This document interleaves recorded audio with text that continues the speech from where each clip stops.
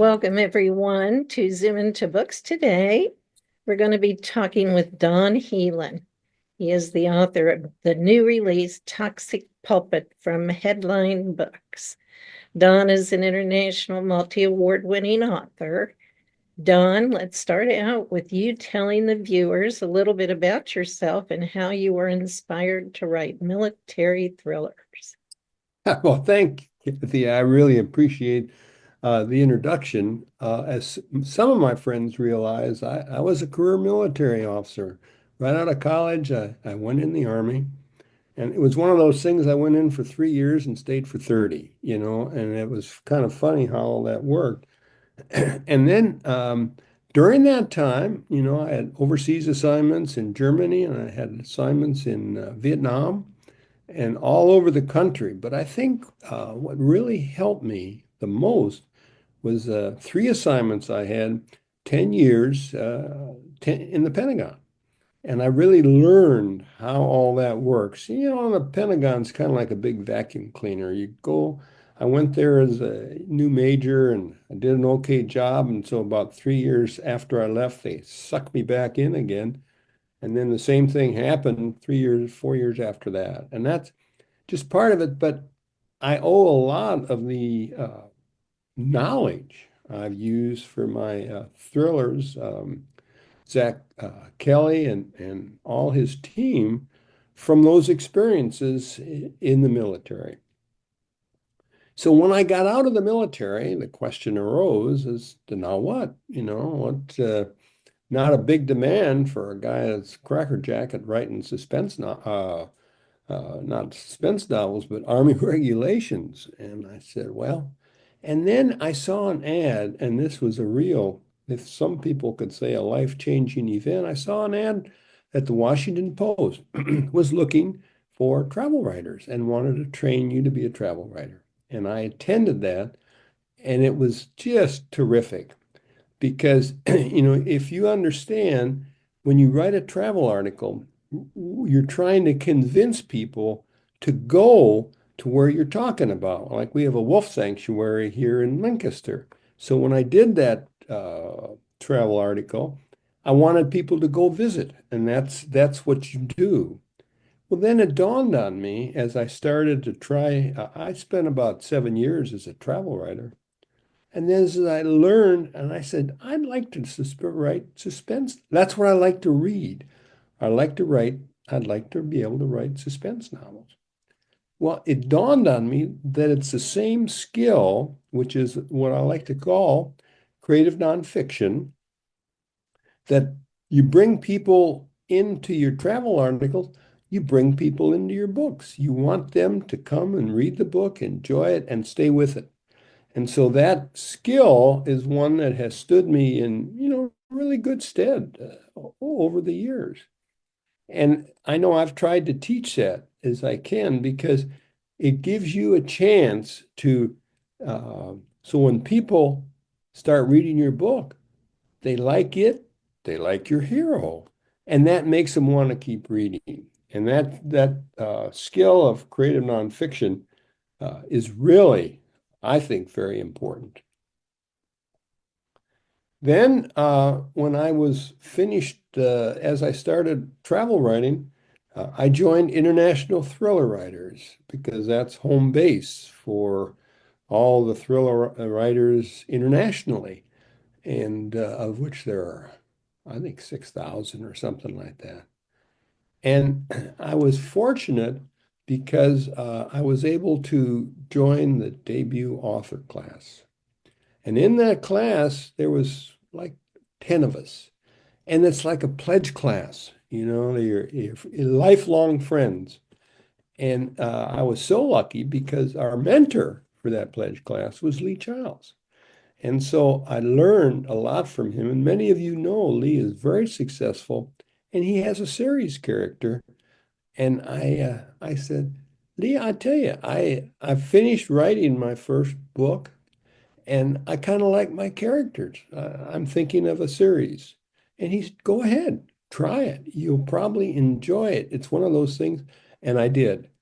And so I have this small crew that my hero is Colonel Zach Kelly, and he works with Lieutenant Colonel Rene Garcia. And they have a small crew on the President's National Security Advisor. And they work for him. And I remember from my days in the Pentagon, that's a busy place. And so he always has more, he's an admiral, and he always more going on than he can handle. And so Zach and Renee, their jobs are kind of helping cut through a lot of the bureaucracy and red tape to help him. And so that's where I got my start. And then in international thriller writers, once I finished the debut author class, I went ahead and joined the staff for helping them. And every time a book came out, somebody have to write a little short blurb on that, and it would go into our national magazine. And I did that for about 6 years. And then when the pandemic came up, I kind of withdrew for a while. And then I began to think, well, maybe I ought to go back to that. Kathy, is that enough summary, or should I just keep going? That's really good. I think one of the most interesting things, Don, about the types of writing you do is creative nonfiction. Yeah. We're here to talk about fiction today, but Don's done several workshops, and we'll be doing more on Zoom into books. Good. I want to thank all the viewers that are joining us on Facebook and those in the Zoom room today. If you have questions for Don, please type them in the comments, and we'll make sure that he answers all your questions, Sure. either during or at the end of his presentation. Great. So, Don, tell us about this new book. We're so excited about it. And I know, I think you're going to read an excerpt later on. So please yes. Give us I was inside mentioning, story. yeah, I was mentioning international thriller writers, and I kind of got back into the groove again because they were looking for people to help. And I think a lot of people are realizing that if you just write a blurb about a book and mail it out, they found people weren't reading. They weren't reading because they got bored, and I found myself writing, it was kind of a formula writing, you have this and that and all that sort of stuff, and who gave it praise and all that stuff. And so I think it was about, I don't know, Kathy, maybe 6 months ago, 8 months ago, when I talked to the folks up at International Thriller Writers, and their executive secretary is Carrie Savage, and she started talking about what they are trying to do, and so I listened, and what they're trying to do is make these write-ups exciting. Now, Thriller Writers, the magazine they put out, has two pieces in it. One is how to write a thriller. One is craft, and the other one is books. And if you have written a book, you can send in a little bit about that book, and then we try to put it in a format to send back out to put on the website. And I could tell that she had a lot going on, because she said her start was, we're embarking on a new adventure. And every time I hear that, it makes me say, oh boy, what are you trying to do? And it's with The Big Thrill, which is the book site, and Right to Thrill is the website.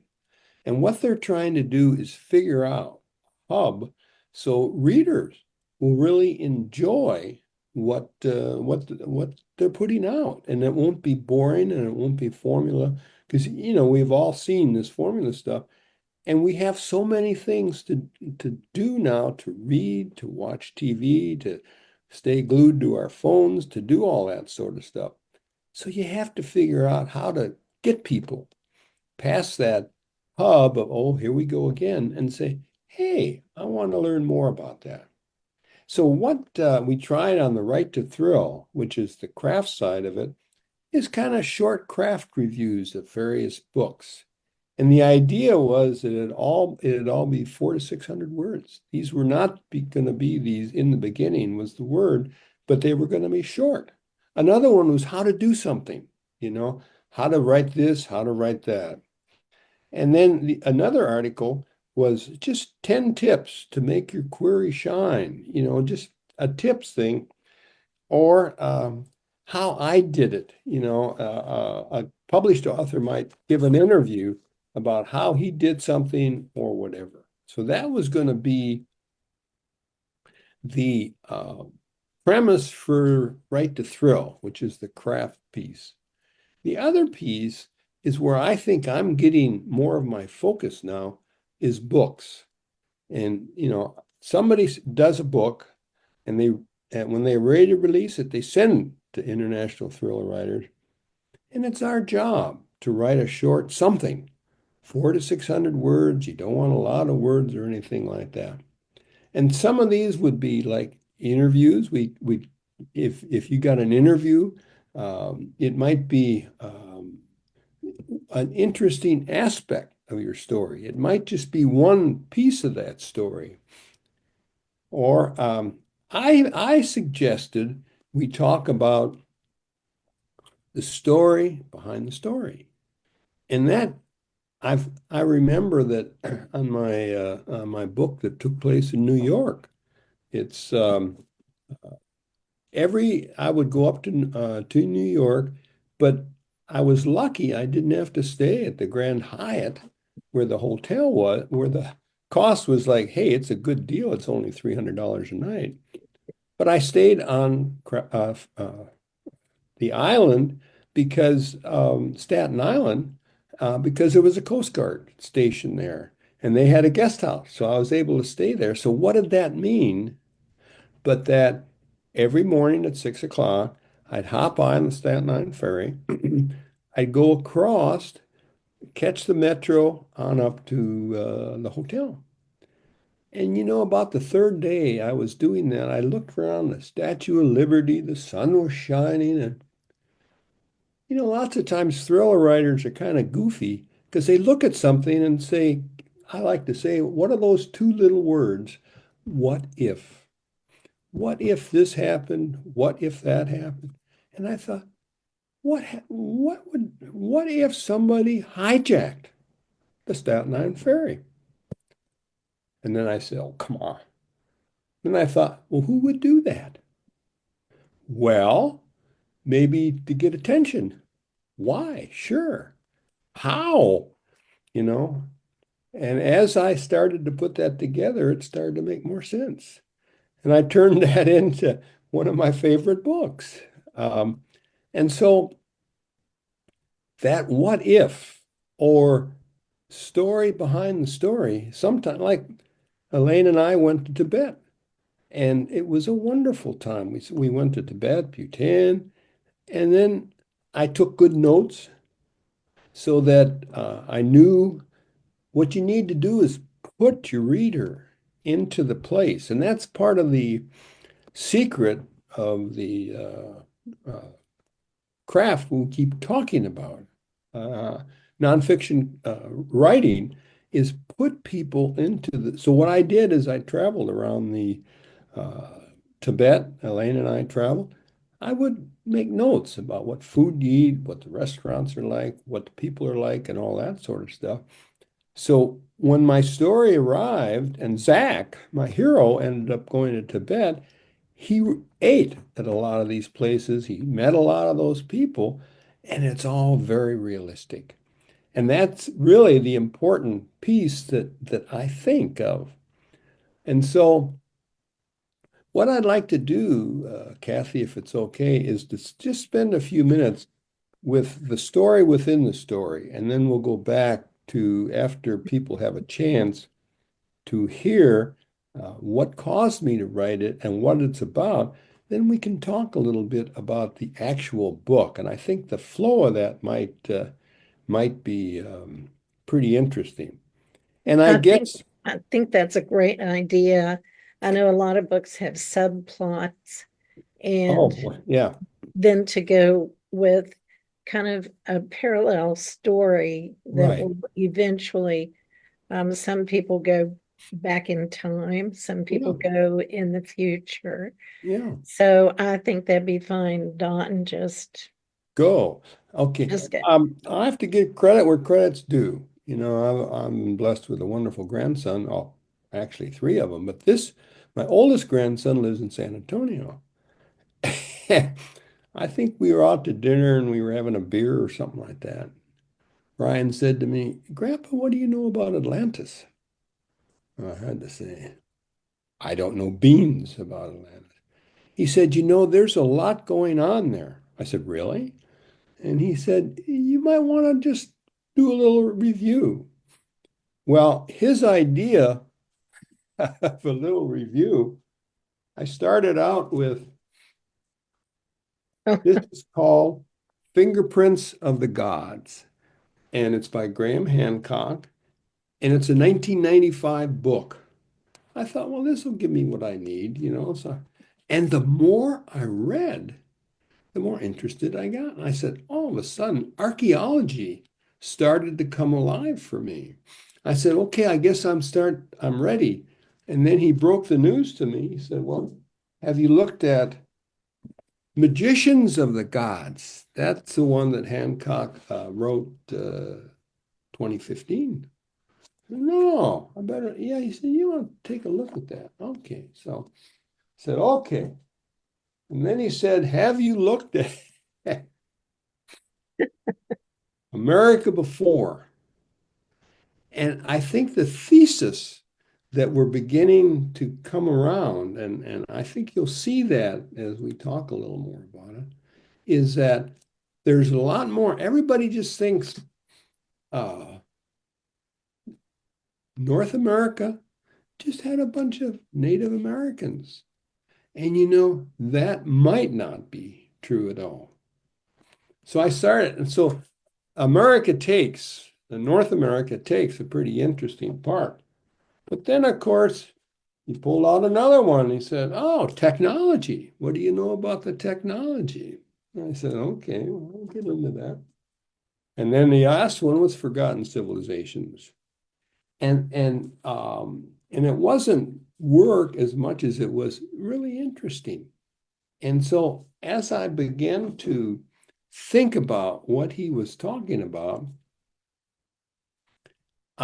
it started probably about 12 centuries ago.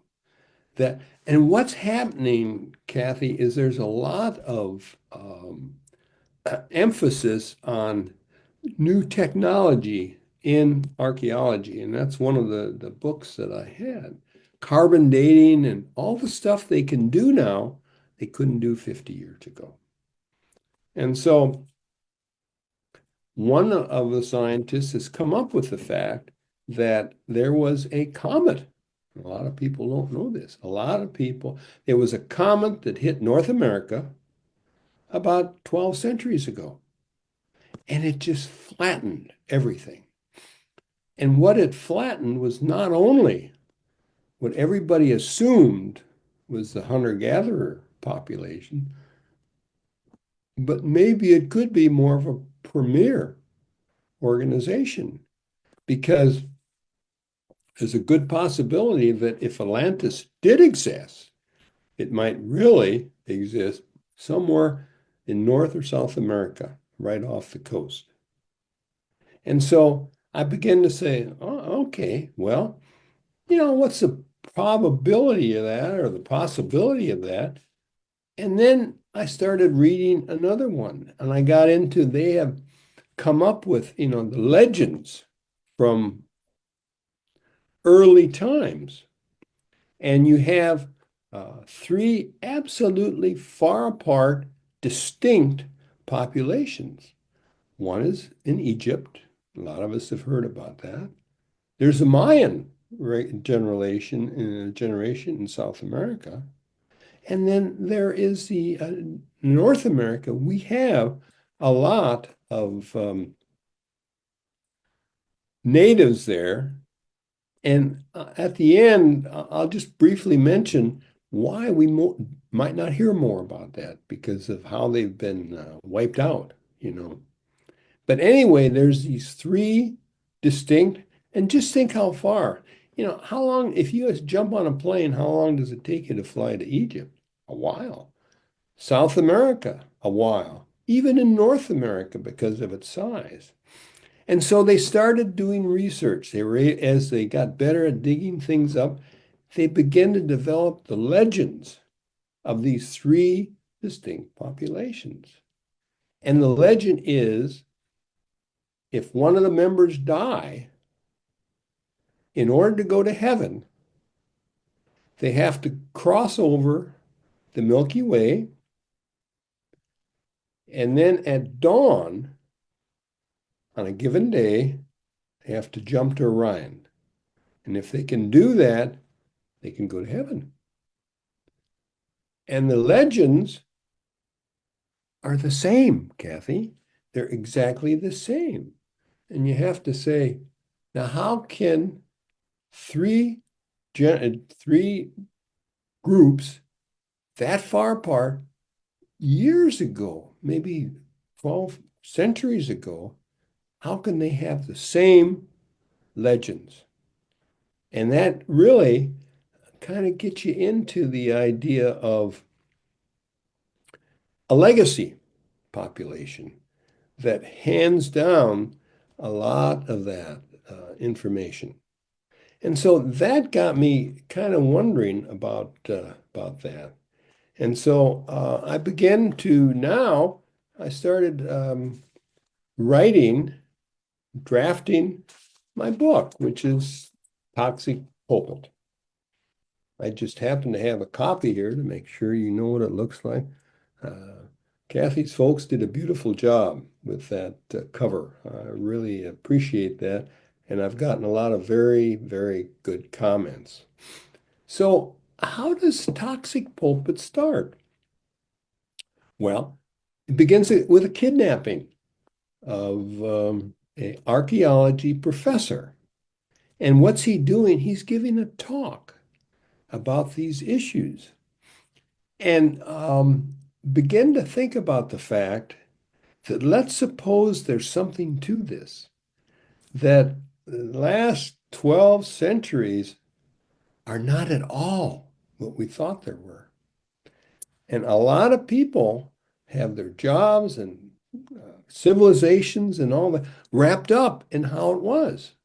And let's suppose that somebody can show or make some sense out of the fact that maybe they aren't the way we thought they were at all.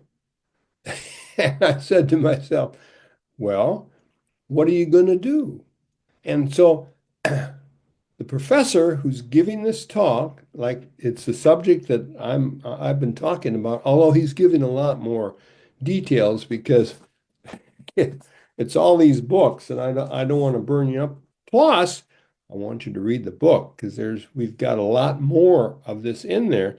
And you know, like when I did an ABC interview Tuesday, and Brett, who was interviewing me, said, you know, this is really a slice of history.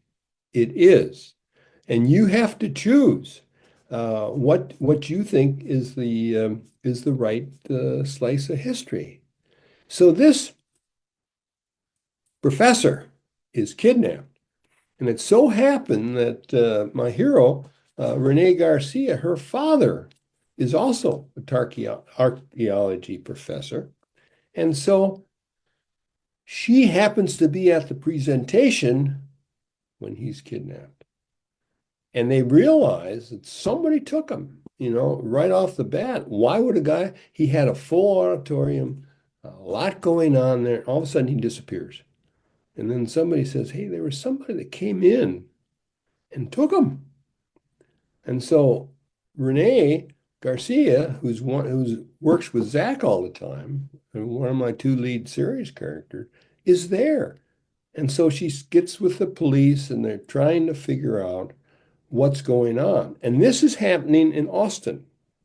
Renee's home is in Austin. Now, let me just read a little bit to give you the next piece of what's going on. And we're now at chapter 4. And remember, the archaeology professor has been kidnapped, and they don't know what happened. Unfortunately, I don't think that's going to turn out well for him. But let me just tell you a little bit about one of the other characters that's been in about 8 of my books, and she's just fun. And that's Lieutenant Pam Scott. She's a hard-boiled homicide lieutenant, and she's got a sense of humor. She'll let people know what she's up to. Okay, so let me just read a couple pages to kind of give you a feel for this. As Garcia, remember, she's the daughter of one of my two. She's the daughter of the professor, her dad, and Lieutenant Sullivan is the police officer. And actually, that's beginning to work out well because, Rene is not married and Sullivan has a little girl, but he's not married now. So who knows what you'll have to read the book to find out what happens. But they work together. And so as Garcia and Lieutenant Sullivan were leaving the church in Austin, 1,300 miles to the southwest, Garcia's longtime friend, Lieutenant Pamela Scott, is a homicide lieutenant with the Fairfax County Police Department. And she's standing in the narthex of a community church. She looked up at the balcony where the choir normally sat, and from which this man had supposedly fallen. The railing along the front was about 2 feet high. Was it suicide?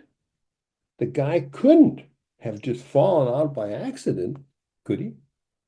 From what she heard, the guy was doing fine, a pillar in the community, a pastor of the church, and happy with his duties at the church.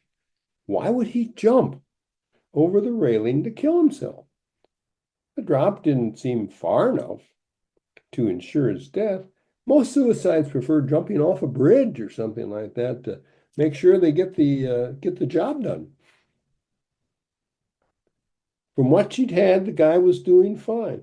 She couldn't help but wonder, she's a pretty suspicious character, if someone had helped him.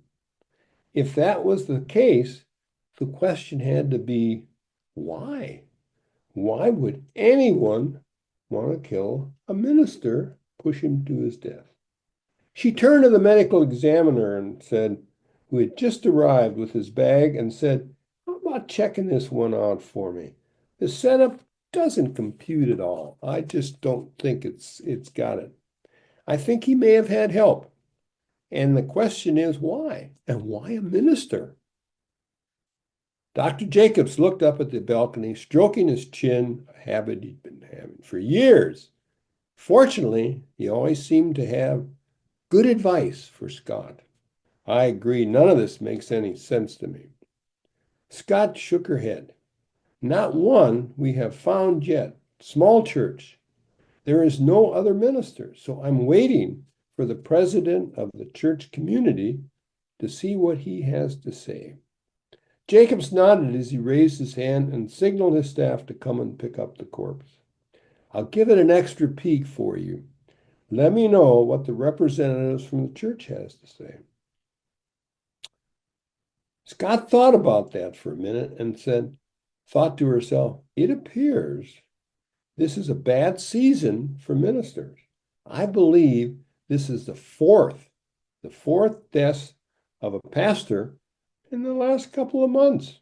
At least 2 deaths that seem kind of crazy. Maybe God isn't happy with them. Who knows? The medical examiner smiled.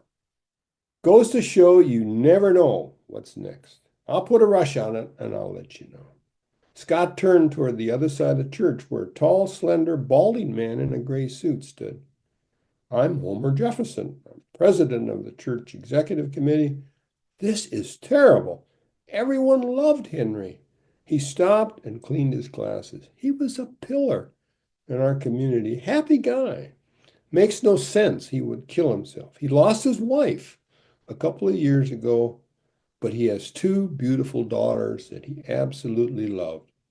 They are going to be devastated. Scott pulled out her notebook. I'm not sure if they've been notified or not. Jefferson nodded. I know them, and I will give them a call. That's going to be a tough call I don't want to make. So I know, Scott replied. I have to make calls a number of times, and there was anything unusual going on. Some of them, maybe, did he have a drinking problem? Gambling problem? Nothing like that, Jefferson said.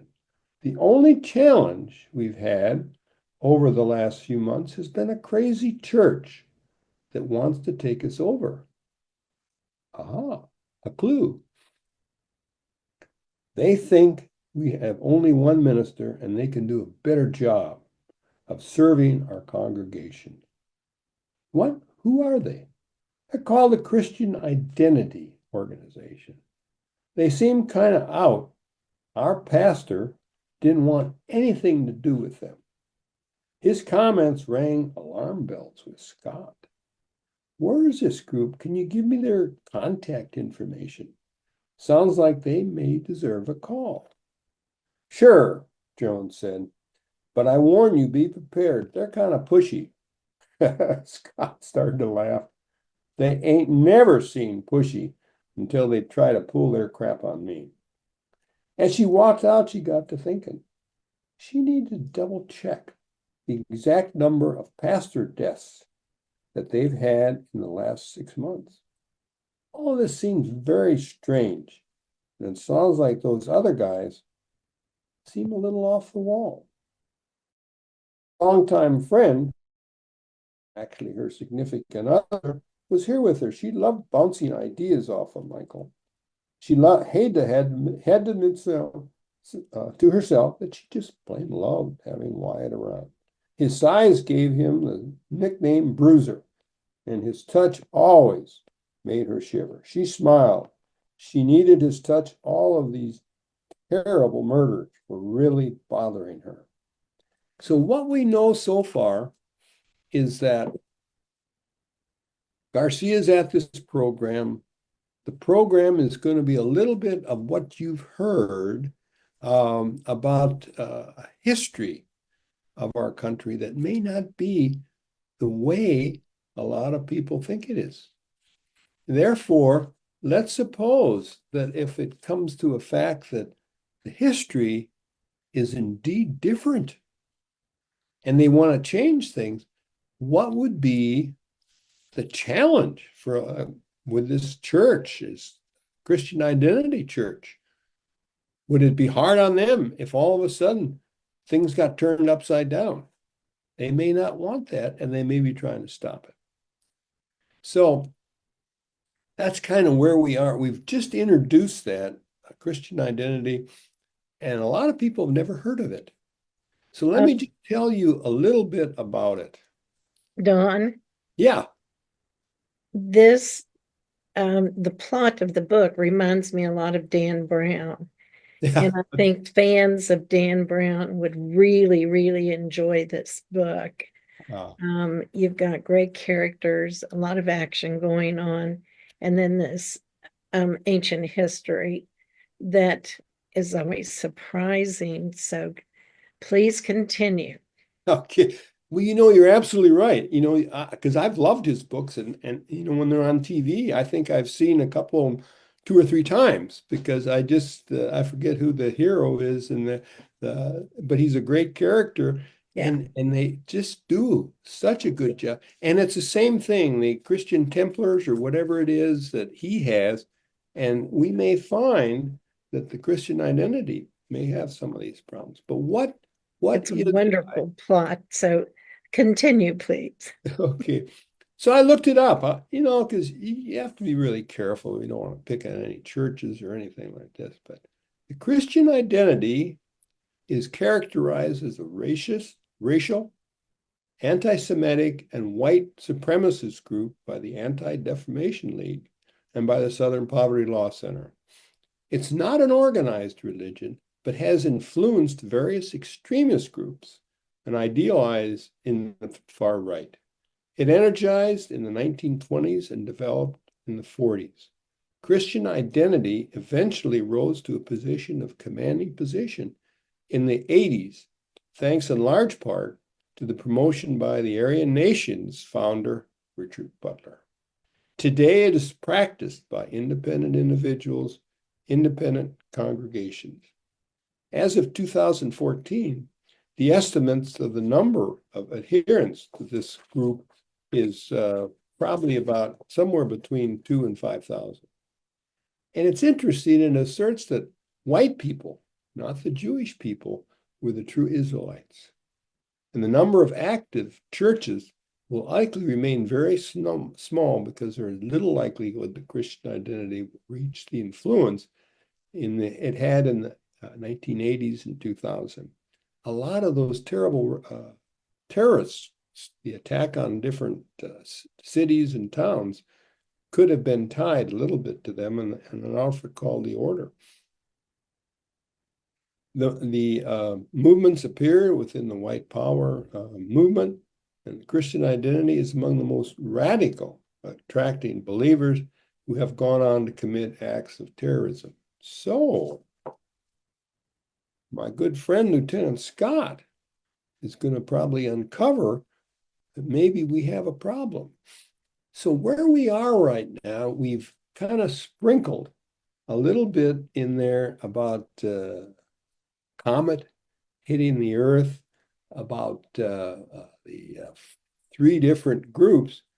And I'd like to just finish by, when Graham Hancock's book, his latest book, is that's a 2015, is America Before. And that's not a coincidence, because I think there's a lot of feeling in at least a part of the archaeology community that America was far more than just a bunch of hunter-gatherers, far more, perhaps a major civilization.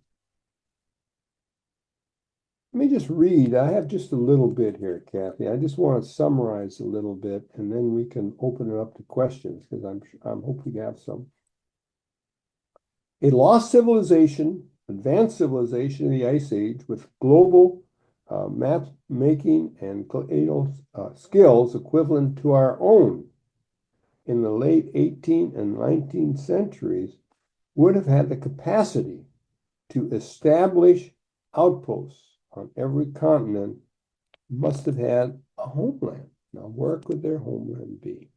Since that homeland has not been found after 200 years of diligent archaeology, most people conclude it never happened. But there are some other opinions. It might be underwater now. It's around Indonesia. It might be perhaps in Antarctica. It might await discovery in the Amazon. It's a possibility. Or perhaps, and I think where he's heading with this, remain hidden in plain view in North America. You know, first and foremost, what happened to North America, they had climate impact, and subsequent sustained floods changed the face of this earth. The enormous floods wiped out so much. If there were cities, they would probably be gone. They would recognize the technology. And I think what he concludes is, and I think titles it very well, wiping down the crime scene. If this civilizations have been destroyed, let's just read, how could that happen? When the European invasion of American mainland began 500 years ago with the Spanish conquest of Mexico, in 1519, when Hernan Cortez first set foot on the shores of the Yucatan, there were more than 3 million people that lived in Mexico. A century later, after the brutal genocide of the conquest and the immense loss of life to smallpox epidemic, the population had fallen to just under 3 million. So from 30 million to 3 million. So I think that if there were lessons to be learned here, we may have destroyed so much of that, so there isn't any opportunity. And not only did so many people die, but the entire pre-Columbian literature of Mexico, the literature, a vast library of tens of thousands of books, was carefully and systematically destroyed by the priests and friars who followed in the wake of the soldiers. So not only did we run the risk of losing the people, but all the history. And there's been a lot of interest in trying to find what's called the library somewhere in the Americas. They think there was a library that kept a lot of these, and they keep looking for it, and they haven't been able to find it. But Kathy, just stop and think for a minute. Suppose they come up with something, they find something that says the whole history of the world is on shaky ground. Just think how many people might not like that idea. And I think that's kind of the story behind the story of Toxic Pulpit. And I have found in talking to my friends, you may remember I put a lot of this up on my Facebook, on my website, to give more background and some references. Because, I mean, I'd love to read all this, but man, I can't get it all. And so there is more. This Right. backstory is a whole story. But I think as you read it and you begin to really give it some serious thought, maybe there's something here. And if there is, then put yourself in the shoes of the folks on the Christian Identity who they're getting ready to grow the size of their church. And if all of a sudden says, hey, you guys don't have anything to peddle anymore, then just think how people would panic on that. And so I think that's kind of where I'd like to end with Toxic Pulpit is we've got Rene Garcia knows that somebody took this professor, and she's beginning to think, well, maybe it was because of what he was saying. And all of a sudden, one of her best friends, lieutenant in 100 miles southwest of where she is finding the death of a bunch of perfectly good ministers. Now, they're going to put this together and say, what in the world's going on? I can't tell you anymore because you'll have to read the book. But I think that's where I'd kind of like to end it, Kathy. And if we have any questions, I'd be more than happy to take them. Well, you've certainly left us on the edge of our seats. I can tell you that. And with National Treasure, the movie, and Dan Brown books, Yeah. there's a lot more interest in old and ancient history. Yes. But Yes.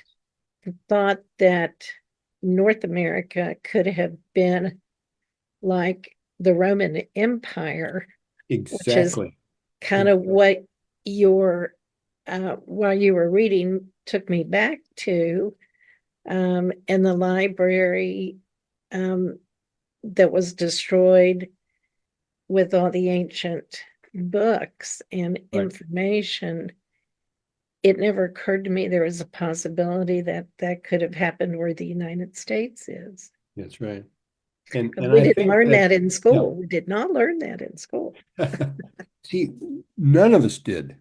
And that's what his latest book, which is the most current one, is moving toward the United States because everybody said this is impossible Because with all we have, let's suppose somebody say, hey, it's sunk underwater.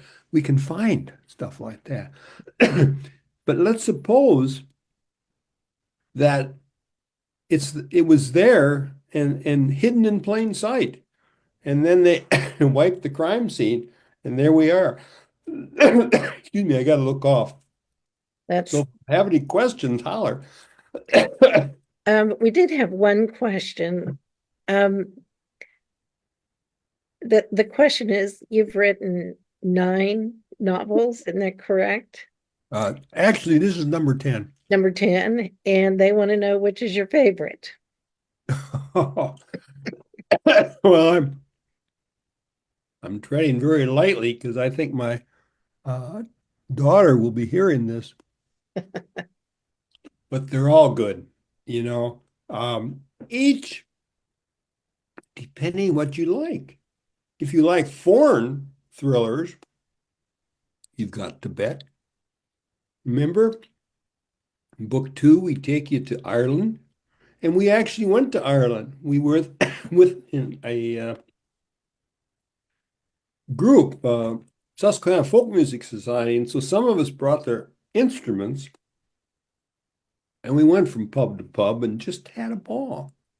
Well, what I found is that we went across the belt of Ireland and had a great time. Well, poor Zach in book 1, he goes across and people are shooting at him. So you've got Ireland, you've got Tibet. We're up in Canada with Quebec and the French separatists up in Canada. So it's hard to. It depends if you like foreign countries, if you like Tibet. That's got to be could be one of your favorites. Or you could just start, and the second book has takes you to Vietnam, and I mentioned the fourth book takes you to New York. And you know what you have to do as a writer when Zach goes in and meets his friend from Ireland, he goes into the restaurant, and that restaurant has to be there, and it has to have the menu, and it has to have the food. So I had to force myself to go eat some food at that restaurant, but you have to have all that down.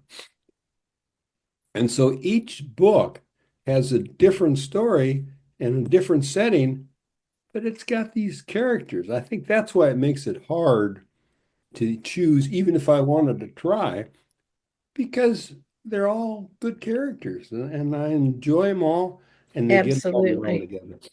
And when you have a recurring character in each book, it Yeah. just makes us wait anxiously for the next one. And Don has a tremendous fan base. And I'll ask the question no one else has. Do you have a new idea? Are you working on an 11th book? You bet. I can just give you a little punchline. Elaine and I just got back from a Canadian Maritime, and we took a cruise around Newfoundland. And when you get up to the northeast corner, you come up with where the Vikings landed in 1000 AD. And they were on there for about 3 or 4 years, and then they couldn't make a go of it and they left. So who founded North America? Columbus gets credit for that. We get Columbus Day and all that sort of stuff. But suppose there's a bunch of Norwegians look at that and say, wait a minute, we were there 500 years before you guys were. And I got to thinking about that. And I got to thinking, if I got mad about it, what would I try to do? And I think somebody might try to do something, Kathy. That's kind of what our hope is. That's a great premise. And, when anybody says Columbus, I always think of America's Vespucci. America, what? America's Vespucci, because he was supposedly the first one who landed, and then Columbus. But Yeah. So all just of remember, that think history, Vikings. yes, all of that history is, and I think honestly, the older you get, the more interesting it becomes to Yeah. us. Well, you've certainly given us a lot to think about, Don, and Don's a wonderful writer. He will be back on Zoom Into Books, and go to our Zoom Into Books YouTube channel. You can see Don talking about his other books and also his workshops. If you have a book in progress or you would like to start a book, Don's got character development, pace within a novel. If you're writing nonfiction, a memoir, we've got workshops on creative nonfiction. So watch the schedule on zoomintobooks.com and you'll see the upcoming Zoom Into Books interviews with Don. You can also follow us on Facebook at on the Zoom Into Books Facebook page. Great. Now, Don, you have a website. It's donhelin.com, Right. and the link is in the Facebook comments. So if you'd like to get in touch with Don for a speaking engagement or a visit to your book club group or group, Don can come in person, and he also does virtual visits, don't you, Don? Sure. Actually, it was interesting. I'm glad you mentioned that, Kathy, because a couple years ago, a good friend who was with the library committee of the military writers, this is not military, but the Writers of America, and we had a library group, and we went around to a lot of libraries, and were a lot of fun. We met some Great. wonderful library groups, and Hmm. even if you don't have a huge crew, they always put your book in the library for you and stuff like that. So I'm a big fan of libraries, and also we do a number of book signings up here. That's And great. actually, we'll be doing one Saturday at Luther Manor, Luther Acres, right up in Lidditz. Oh, And that's great. That's great. And yeah, Don will also be at Penn Writers Conference this year. Is it in Pittsburgh this year? yeah, I don't think I'm going to make Pittsburgh this year. That's the one Okay. thing. But I certainly will be there next year. All right. And Don is very well connected with thriller writers. Will you be in New York this summer? Right. I'll be Yeah. up there. And actually, I just got my panel. So I've got to Oh, start great. studying up. We're going to make a presentation up there on Great. that Saturday morning, I guess. So it ought to be good. Well, you can follow Don on Facebook. It's Donald Helin on Facebook, Right. and everything's always on his website. So I want to thank you all for joining us on Zoom Into Books today, and we hope to see you again soon. Well, thank you very much, Kathy. I always enjoy Zoom into books. It's a lot of fun. Well, thank you, Don. It's always fun to have you here.